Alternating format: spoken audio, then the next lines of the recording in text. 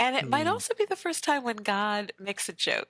So God says, count the stars if you can, you know. This is The Word Made Fresh, the weekly show where we look at the upcoming narrative lectionary passage that'll be preached at the Riverside Church. I'm Reverend Jim Keat, the Minister of Digital Worship and Education, joined by the one and only Senior Minister of the Riverside Church, Reverend Adriene Thorne. It's been a minute. You've been out of the pulpit, out of the office. Hello. Good to see you Out of again. my mind. Yeah, this was a major summer. So my daughter started high school this fall, and a lot of you know that my dad died in August. So it's been a summer of highs and lows, and I'm really enjoying kind of all these memories of my dad, who was Mm. definitely a prankster and a jokester who loved to remind us that none of us are getting out of here alive. So title of my eulogy. for my dad's for my dad's funeral. It was a good life, 83 Wow. years, a good life, Mm. and now I'm just navigating high school, being a high school mom. Also, a lot of highs and lows, but mostly highs. I have a really good kid, and I'm glad to be back. Glad to be thinking theologically with you, Jim, and this audience, especially in these times, as you said before the camera started rolling. For what some people are calling, the most consequential presidential election of our lifetime, and other people are like, I think maybe it's somewhere in between there. But really excited to wrestle with these texts and think theologically about the Yeah. God who's created all the people and what that God is calling God's beloveds to do and Mm. to be for each other and for ourselves. So. Yeah.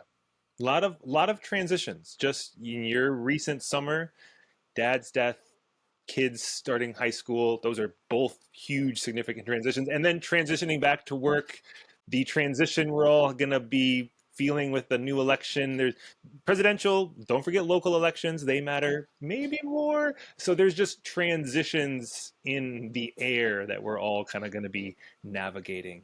So we'll be navigating that over the upcoming weeks as we go week to week to week with all these fantastic sermons from you and others in the pulpit at Riverside. But let's look at this Sunday in particular, which is a big Sunday at Riverside, Homecoming Sunday, a big kickoff to the program year. Come home, and if you can't come to Riverside, just stay at home and we'll bring home it's all good whether you're on site or online. We just want you to join us for a bit of homecoming, and you're back in the pulpit, so it's going to be wonderful to get to hear from you. Well, maybe we'll touch on a bit of homecoming festivities in a second, but let's get to the pulpit. What's the sermon this Sunday? What's the text? It's Genesis, I think, right? Genesis It 15. is Genesis 15. This is another promise to Abraham. Mm. There's the promise in this text about land, about a future, and about children. And this is the moment when God takes Abram at this moment outside and says, "Look up at the stars. This is the promise. You're going to have descendants more than the stars." And it is the first time when God says, "Do not be afraid." The first time Mm. in the Bible when God says, "Do not be afraid." And it might Mm. also be the first time when God makes a joke. So God says, "Count the stars if you can." So some people argue that, God's got a sense of humor right there because, of course, Abram is not able to, we're not able to, and God is demonstrating God's generosity and God's abundance, and I think being tender with us. Um, Similar to Reverend Tim's sermon last week, Abram is an all of us kind of character, and we do fear really well, and God is very tenderly saying, "Fear not. I got you. This promise is real and true, and you can believe it." And I think there is a word for us in that, with elections coming up, with kids going back to school, with beloveds dying. There is a God of the universe who loves us with a lavish love, and who makes a promise to us that is true. So even in the midst of our fear, and we've got all these themes going at Riverside, faith over fear as we're making our way to Election Day, but also our annual theme for our church, which is Imagine a Church. And what does imagination open up for us? And how does it start to make the fear turn to smoke? Um, how playful and childlike is it to engage our imagination in the midst of the things that make us afraid? There is a future that God has for us, and we're trying to run into that place. And that's what I'm leaning into, and sort of picking up on what Reverend Tim talked about last Sunday, where the children in the garden are now out in the world, having to figure some things out and having to make some decisions for themselves. Well, where is the play in that, and where is the imagination in that, and the starry nights, and the beauty and the promises? So that's where I think we're going, and it's a beautiful and wonderful place to kick off a new year at Riverside, a new season in our country that's coming up, but also beyond that. There's so much more beyond that, generations beyond that. Thinking about that also as Riverside is celebrating its 94th anniversary this October. Wow. Wow. All of that. I love the connection from last week where we were in early Genesis with Reverend Tim's sermon. If you haven't watched that, you should go Oh, watch so that good. after this video. Finish this one, then go watch it. Trust me, it'll be worth it. It's waiting for you. But even the kind of undercurrent you picked up on where Reverend Tim said it last week, you're hinting at it already. It's not whether or not these stories happened like a historical textbook. That's not the point. If you're trying to read Genesis as a historical textbook, you're gonna have a little bit of wonkiness going on. But these stories keep happening. We continue to see these same narratives at play in our lives and in our world. I mean, go outside at night, look up at the stars. Even if you're in New York City, you might see one or two peeking through. It might be an airplane, you never know.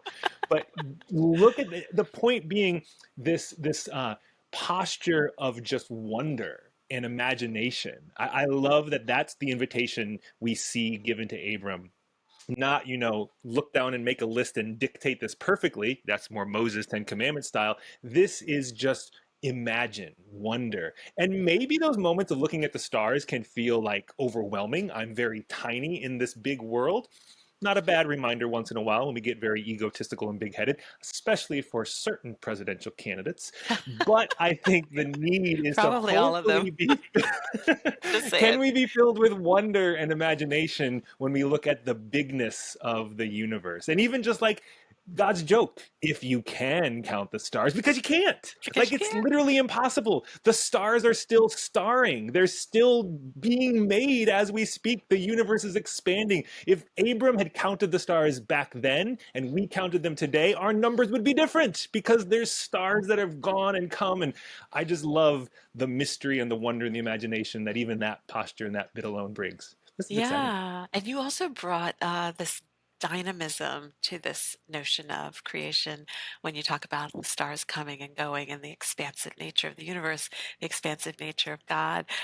If that doesn't call us into imagining Mm. something beyond all of the little things that we have created for ourselves. Yes, the election. Yes, our kids going to school. Yes, our beloveds dying. And there's so much more. There's so much more that God is calling us into that we get to be a part of and to play with.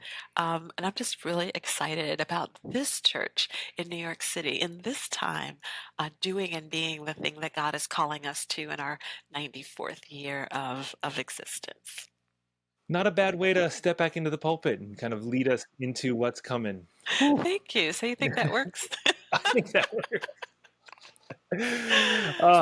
Well, and if that wasn't enough, it's Homecoming Sunday, which means beyond just the full choir being back, get ready to hear all those voices. We'll be having a bit more just pieces happening in worship. There'll be some ways that our online and remote congregants are participating and present in the liturgy. It's going to be good. Looking at you. But what then the afternoon? Can you give a little bit of like, here's what to look forward to after worship on Homecoming Sunday? Oh, absolutely. So we always have a fellowship hour after worship, and it's generally pretty simple. There's coffee, there might be a sweet treat, there's lunch for purchase. But on homecoming, we like to think of that as our church family reunion. There are folks who come into town who may not live in New York all year round. There are folks who have certainly been away for the summer, perhaps traveling, and haven't been in worship in a few weeks or a few months. So it's a time for the family of God, the family of Christ to come together. And so we just pull out all the stops. I mean, worship is delicious, but there's also this fellowship meal that we share. And we started last year having this meal represent the diversity of our congregation. So we do everything we can to make sure that the cuisines represent the Caribbean, Asian taste buds, American traditional food, Latinx, Mexican, Spanish flavored and influenced things. So there's something for everyone. And in subtle ways, and I'm making it more explicit right now, we really want the food to represent all the flavors of the people who make up God's great creation. There will be balloon artists, there will be face painters, there will be folks drawing caricatures. And I think the thing that folks really loved last year, ice cream trucks out on Riverside Drive, and you could just line up and get your ice cream swirl on. I think they had like vanilla chocolate, or you could get like a mix, and maybe they dip them, and there's nuts, and it's just, we want there to be delight in that Mm, experience of interacting with one another, and delight on our taste buds that represent the delight I think that God has in us. And I think that we as a community of faith have in one another. yeah. Folks will see each other that they haven't seen in a while, and it's just a great day. Yeah. We'll all be wiped out when it's over, but it's that kind of, family reunion end of the thing. I'm stuffed. My heart is stuffed and my tummy is stuffed with all of the goodness of God's people. Oh yeah, I'm planning on doing my long run on Saturday, so I have all the energy I can on Sunday. Not going to try to do that early Sunday morning. Not going to do it after the Sunday. I need to have all the energy I can on Sunday for Sunday. It's going to be Right. good. It's going to be Now, for good. all Good. of you who are joining us online but can't make it to the building, don't worry. We're not forgetting about you. Sadly, we can't bring the ice cream truck to all of your homes, but we are having a couple of special things that I'll be facilitating. We'll have a extra special virtual coffee hour. We always have virtual coffee hour. Usually it's just on Zoom, talking to each other, the preacher. But this one on homecoming, I like to do something special. Last year we did it from the bell tower. We're mixing it up this year. We'll go back again in another year. Don't worry. But this year, virtual coffee hour is going to take you to my favorite gargoyle and some of the windows you've probably never seen at Riverside. Most people don't see them. They're like in a back hallway, but they're amazing. The gargoyle, do you know the gargoyle I'm talking about? It's this I one. don't think so. Which one? It's It's on a this one. phone? Shh, you gave it away. Oh, Okay, no, oh, it's all good. sorry. The gargoyle is not on the phone. Fact check. We got to fact check that one. Okay, I'm in debate mode still.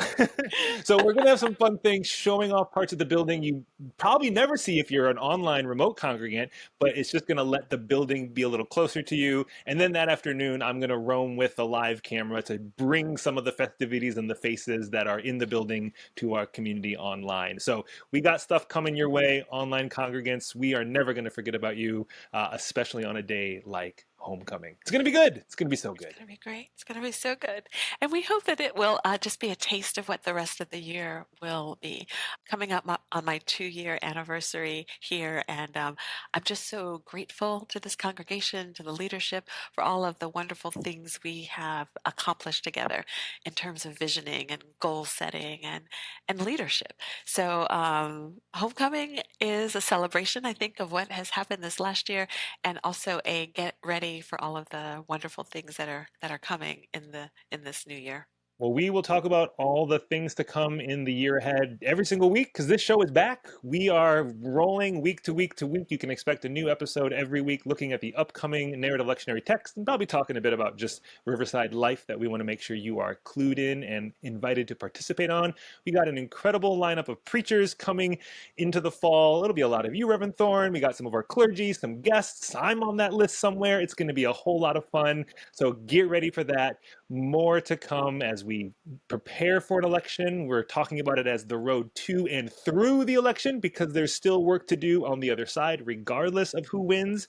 And it's all gonna be great. But I have one challenge for you. I didn't warn you about this. Can you preach this Sunday's sermon in a single sentence right now? Absolutely. I'm always up for the challenge. So let me I just know let me you just would be. have a moment. Yep, yep.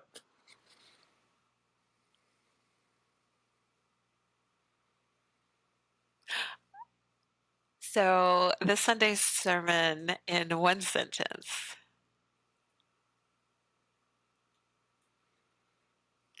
Do not be afraid, because the future God is giving you is as abundant as the night sky. Ooh, literal chills. Okay. Oh, and really, everyone watching, she had no idea that was coming. That was truly on the spot. And I'm scheming some more things like that this year. So Nice. now she might be ready for the being put on the spot. But you never know what it's going to be. I never know I what got it's going to I be. got some ideas. All Awesome. right, we'll be back next week with more of this. Join us on Sunday in the room, online, whatever works for you. We want to see you there. Head to trcnyc.org to get all the information on when things start, what to click, all the things. Leave a comment below with, are you going to show up on Sunday in the room, online? How are we going to see you? Say hello. Go ahead, at least type welcome back, welcome home, because the Word Made Fresh is back. Homecoming is coming very, very soon. And we will talk with you again on the next one. Have a great week, everybody.